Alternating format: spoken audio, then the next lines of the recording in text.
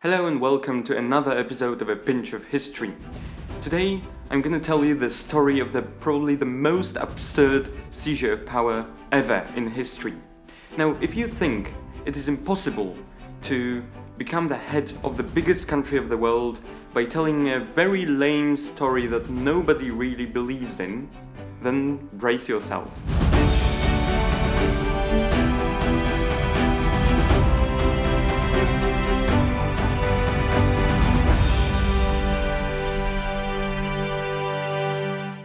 So our story starts in the year 1604, but to actually fully comprehend what's going on, for the setup we have to move a couple of years before.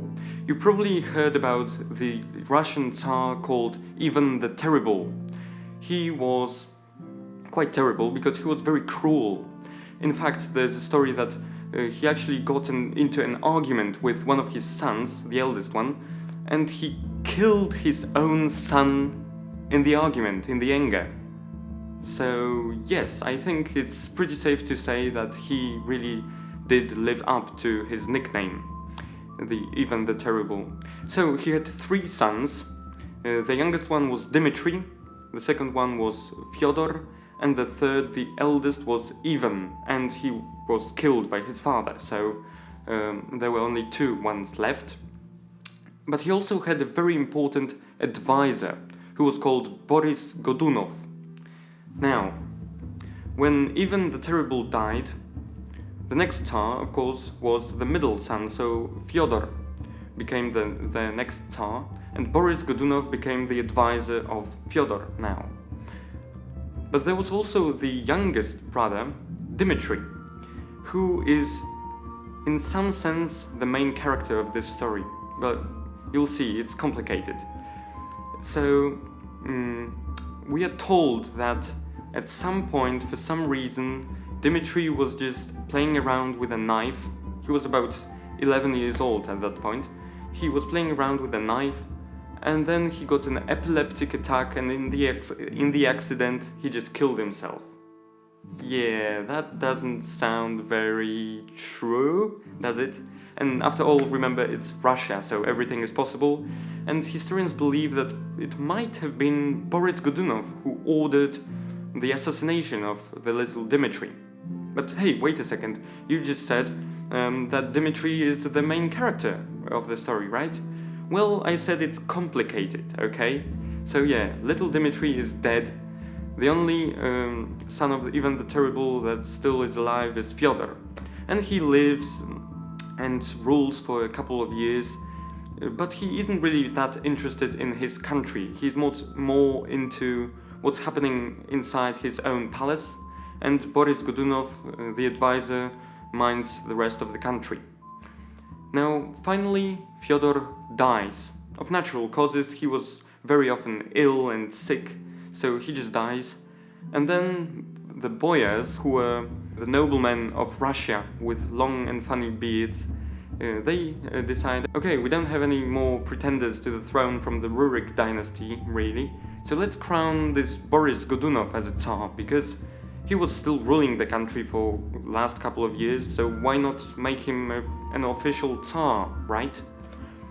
And yes, that's the situation. Boris Godunov became a Tsar, everything is as usual, but even though Boris Godunov was a very skilled leader and he made some very nice strategic positions that were benefiting Russia, he was still quite unpopular. People were unhappy because there was famine, and in general, Russia found itself in a very difficult situation, both politically and economically. So people were hungry, people were angry, they didn't like this Boris Godunov guy. And at the same time, in the country to the west, in Polish-Lithuanian Commonwealth, the noblemen there, they saw that the situation in Russia is quite unstable, so to speak, and they thought, well, maybe if we can kind of somehow charge the country, and maybe we can take over the throne and actually rule Russia now. That was not a bad idea, you know, but they didn't really know how to do it. And out of the blue, a guy shows up. Historians think it's a monk that flew from Moscow, and he was probably called Grigori Atriepiv, but he said he just came up with the lamest story ever. He just said, well, in fact, I'm Dimitri. I'm the son of Ivan the Terrible, and I somehow survived by a miracle and went into hiding. I wasn't assassinated a long time ago, and now I'm this grown man. I want to seize the power. I want to become the Tsar of Russia because I have the right to. And now, of course, nobody believed him because it was just such a rubbish story. Of course he's not the Dimitri, but he said so. And at first everyone was like, no, that's rubbish, this guy is an idiot. But then they thought, well, maybe if we will pretend that we believe that story, that will help our cause of taking over Russia.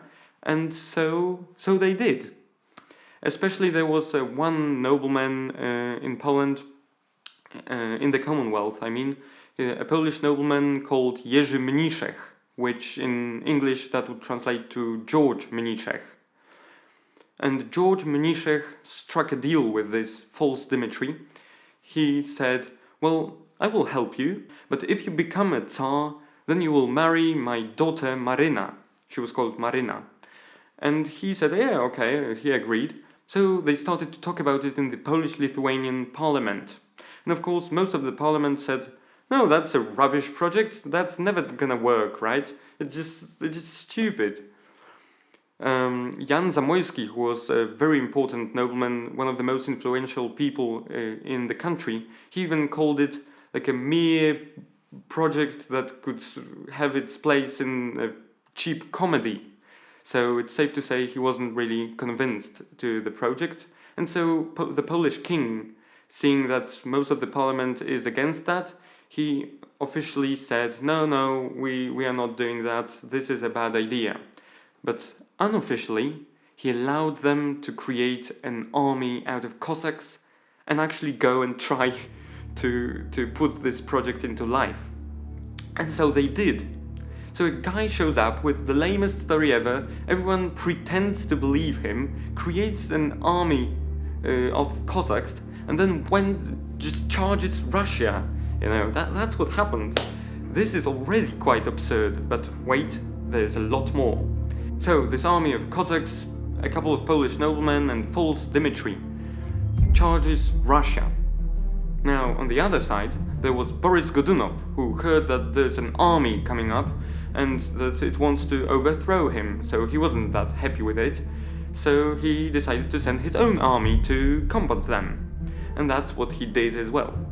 So there was a big clash between those armies, and wouldn't you know it, the Polish or the Cossacks lost. They were just obliterated.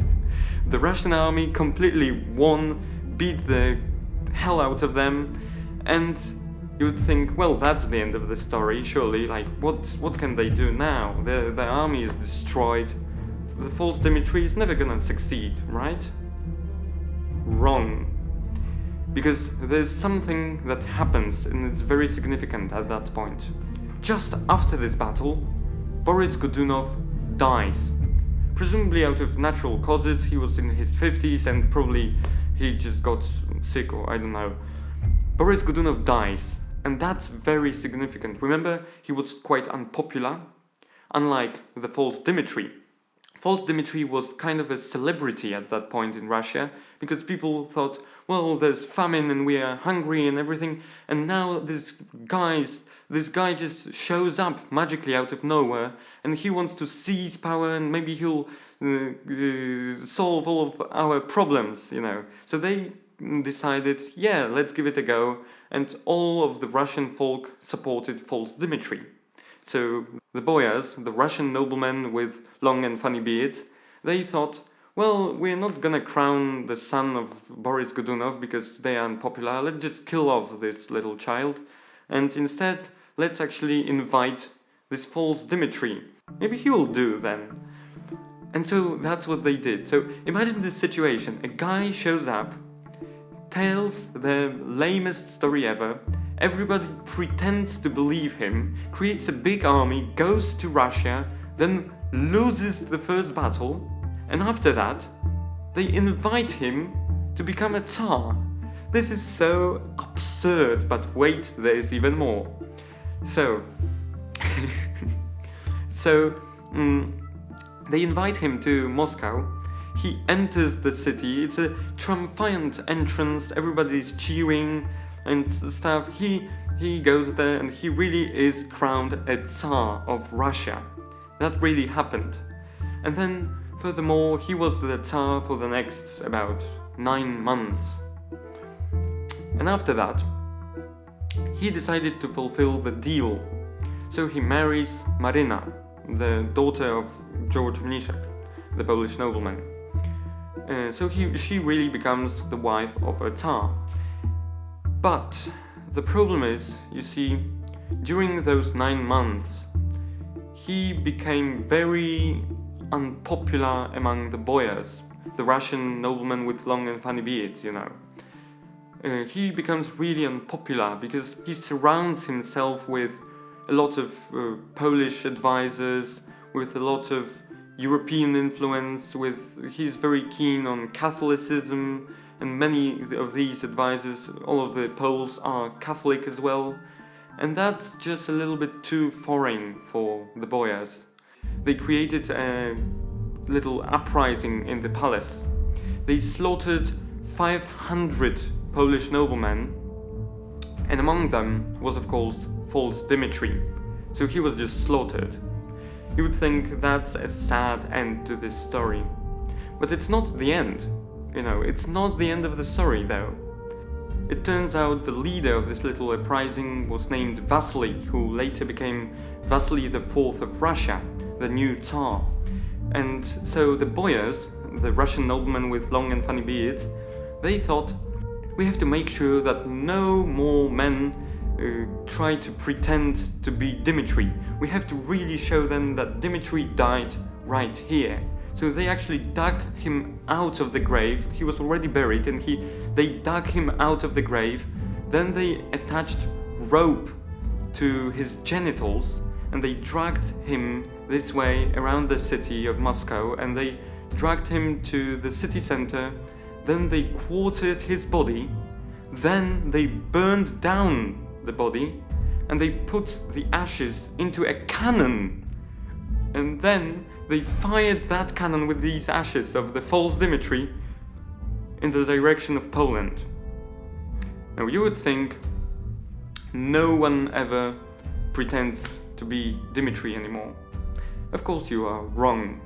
I'm not joking, I'm not kidding, this is actually a true story. You know, the Polish noblemen, they were now a bit angry that they were like, oh, we got so close, we got our own Tsar, and now everything is lost, we are so angry. And then a guy shows up in the eastern part of the Polish and Lithuanian Commonwealth. He shows up and he says, I'm Dimitri. I survived by a miracle, I survived the quartering, I survived the being burned down and put in a cannon. I just survived, don't ask me questions, please. And they say, of course, well, we are angry, let's help this guy. So they create a big army, it's even more official this time, and they charge Russia. Now, if this isn't absurd, I don't know what is. Let's just rehearse it very quickly, what just happened. A guy just told a lame story, then everybody pretended that they believe him, formed a big army, went to Russia, lost a battle. After that, he became a Tsar because they just invited him to become a Tsar.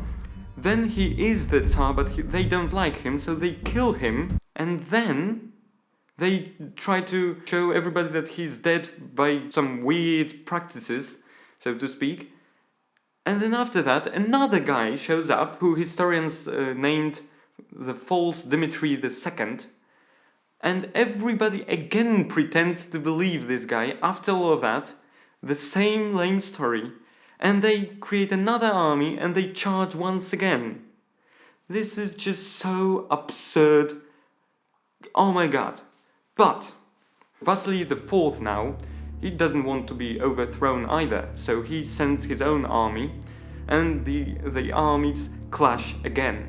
But this time, the Polish army was actually pretty damn good, and they won. They just defeated the Russian army completely, and actually just crushed them. So it turns out they are doing pretty good for the second time. What is going on? So the Polish army, or the Cossack army, it goes right up to Moscow and cuts off the city, and they start to negotiate, because unfortunately the army wasn't strong enough to actually capture Moscow, but they sit there and they negotiate with Vasily. They did settle on a truce for 4 years, but a part of this truce was that the very few captives in the Russian palace that survived, for some reason, they will be released. So they release these very few hostages that survived, and among them is Marina, the wife of the False Dimitri I. So they take her and they say, well, surely if you were married to this guy, then we have a Dimitri here, so if he is actually the real Dimitri, you should be able to recognize him, because it's your husband that miraculously survived, by a miracle, I mean. And so they show this guy to Marina, and Marina, she sees this guy for the first time in her life. But of course, that would be beneficial for her and for everybody if she would pretend that she knows this guy and that she really is his wife. So they show her the man, she sees this man for the first time in her life, and she goes something like, "Oh, welcome my beloved husband, of course it's you. Oh, I was so worried that you were dead, but no, apparently you survived by a miracle. Oh my god, Dimitri." And she pretends to recognize him instantly like that. This is so absurd. So now she's wife of False Dimitri II, the same woman. Oh my god, this really feels like some cheap comedy, but that's actually true. It's kind of tragic as well, but... So now, all of this army, Polish and Cossack army, with False Dimitri II and Marina as his wife, they try to attack Moscow. But it's not easy. Moscow is a well-fortified city and they are unable to do it, really. So the time is passing by, and unfortunately, that's not in the favor of False Dimitri. Why? Because Vasily and in general Russia made a coalition around that time with Sweden.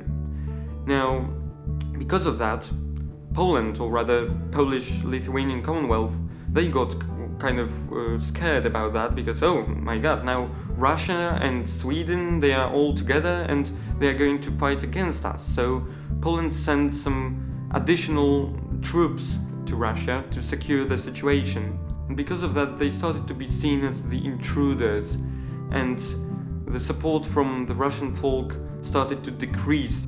The situation started to look a little bit ambiguous, so Polish commanders managed to strike a deal with Vasily IV, saying that they will help him to get rid of this False Dimitri if the son of the Polish king will become the next Tsar. And Vasily agreed to that, which was a very big statement, and that would probably come to life. The son of the Polish king would become a Tsar, but unfortunately the Polish king at the time was quite a douchebag and the whole project failed later. But anyway, so the Polish commanders helped the Russians to get rid of this army of False Dimitri II, even though he himself managed to escape the situation, and he was later shot in a little town somewhere and people buried him carefully. So I'm not sure, but I think it should be possible to find his grave. I have to check that out. But they buried him very carefully, so at least the False Dimitri II didn't have to go through all of that after his death as his predecessor.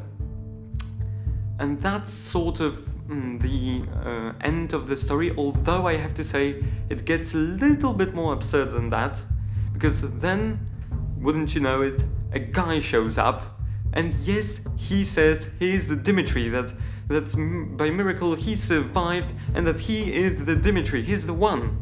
And he didn't already get any support from the Polish side, because that was already way too far-fetched. But he did gain some support and recognition in the Russia itself, and he gathered quite a bit of an army, so much so that after some fights he managed to capture Pskov. And Pskov was quite a big proper city, and he actually managed to just capture the whole city with the same lame story. Now, he was later caught and executed, so you can see that every False Dimitri was a little bit less successful than the previous one. But still, that's completely absurd. A guy shows up, tells a lame story, everybody pretends to believe him, and he gets enormous success, and then it's tried for the second time and for the third time, and it still gets some kind of success. This is so absurd, and I think it shows that in politics it really doesn't matter if something is true or not. If you want to accomplish something, it would be accomplished anyway. I haven't found the name of these campaigns in English historiography, but in Polish tradition they are called the Dimitriads. So there you go, this was the story of Dimitriads.